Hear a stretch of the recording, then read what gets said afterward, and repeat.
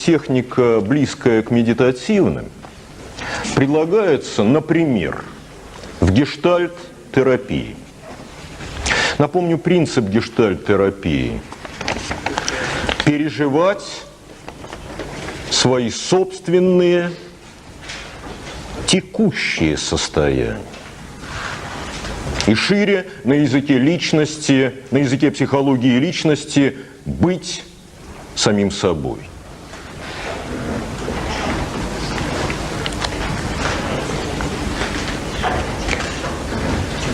Просто цитата из практикума по гештальт-терапии.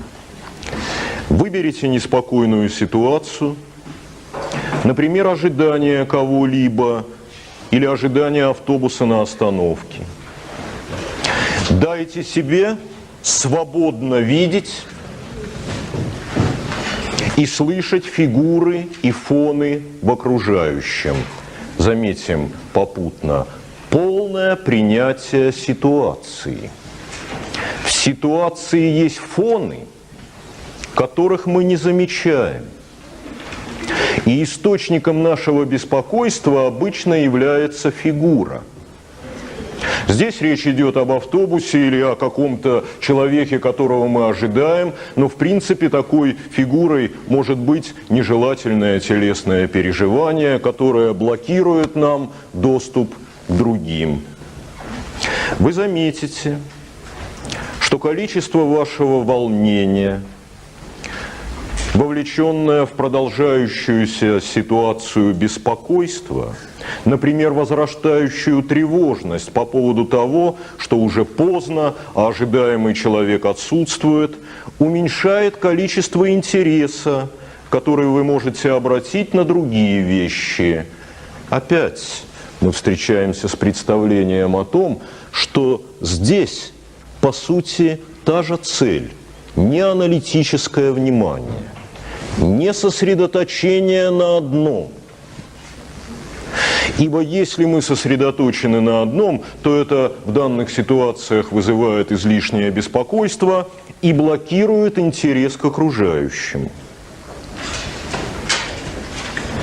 Если вы уже обрели хорошее чувство актуальности, здесь это называется так, и актуальности, между прочим, мира, и актуальности своих собственных психических переживаний. Если вы уже обрели хорошее чувство актуальности, вы можете сказать: здесь и сейчас находятся люди и вещи, которые можно наблюдать. Ожидание автобуса становится частью фона.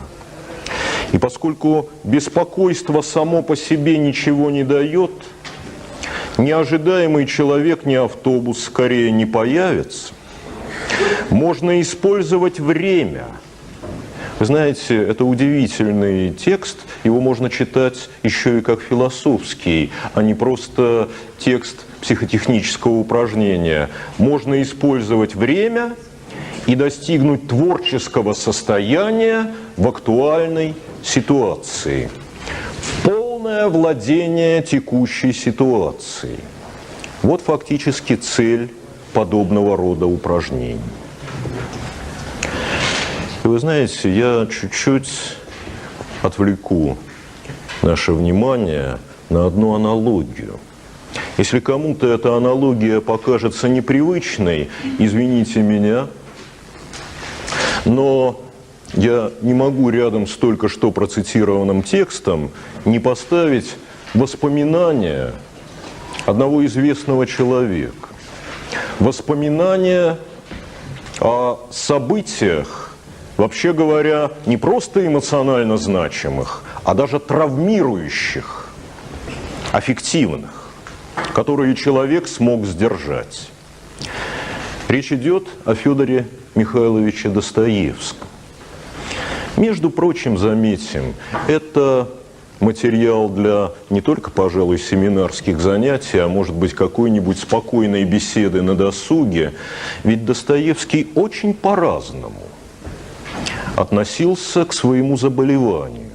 А это заболевание, эпилепсия, мы встречали в том списке, который записали в прошлый раз, острый психоз и, в частности, эпилептический припадок – это есть пример измененных состояний сознания. И вы знаете, мне кажется, можно высказать такую спокойную гипотезу, ведь это литературный материал, и здесь едва ли стоит повторять эксперименты, они, конечно, невозможны. Можно высказать гипотезу о том, почему Достоевский во всяком случае неоднозначно, а отчасти и позитивно относился к своему заболеванию. Дело в том, что он пережил травмирующее, аффективное переживание. Он участвовал в противоправительственном кружке, был приговорен, среди прочих, к суровому наказанию, как говорили в XIX веке, в казни через расстреляние. И тогда, вот мы только что прочли цитату из практикума по гештальт-терапии, и тогда попытаемся напомнить те переживания, которые затем описывал об этом событии Федор Михайлович. Он говорит, первые из тех, кто должны быть казнены, уже были привязаны к столбам, и на их головы надели мешки. Сам Достоевский был, я сейчас не помню точно, то ли во второй, то ли в третьей тройке. Сразу скажем, что все закончилось по-своему хорошо, потому что, так сказать, как всегда, фельдъегерь подъехал вовремя, и казнь была отменена, и здесь же заменена каторгой. Но сам-то писатель, в данном случае молодой писатель, юноша, по сути дела, этого еще не знает. И тогда что он делает?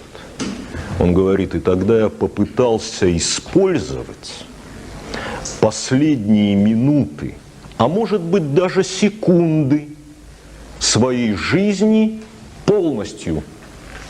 Он описывает, почитайте дневник писателя, он описывает примерно то же самое, что в гештальт-терапии называют фигурой и фон. Он говорит, я попытался отвлечься от этого неминуемого грядущего события. В конце концов, каждой смерти. И я попытался использовать данное оставшееся мне время для того, чтобы хотя бы в эти секунды, ну там были и минуты, в эти секунды полностью посвятить свое внимание окружающему миру.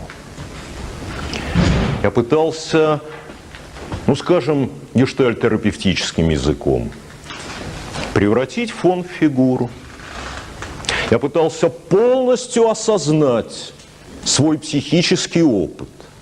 И он говорит, в эти несколько минут, пока не объявили о помиловании, в эти несколько минут я понял, что такое жить.